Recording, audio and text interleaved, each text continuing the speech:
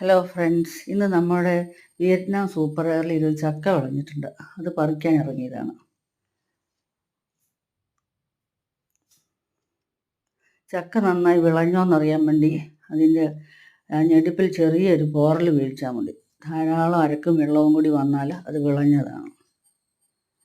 ഏതായാലും വിളഞ്ഞിട്ടുണ്ട്, ചെറിയൊരു മണമൊക്കെ ഉണ്ട്, പഴുക്കാറായിട്ടുണ്ട്.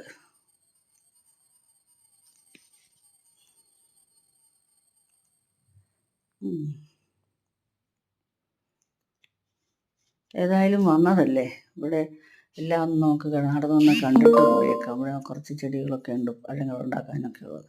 ഇതാണ് ലാൻഡ്സാറ്റ് എന്ന് പറയുന്ന ഒരു ചെടിയാണ്. അത് ഈ വർഷം കായ്ക്കുമായിരിക്കും.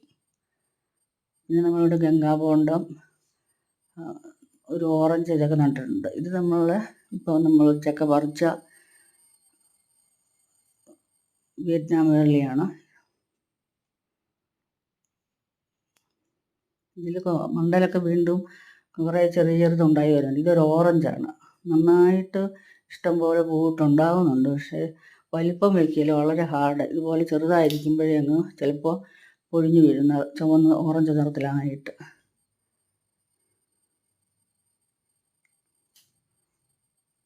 പക്ഷെ ഇതിന് നല്ല മണമാണ്.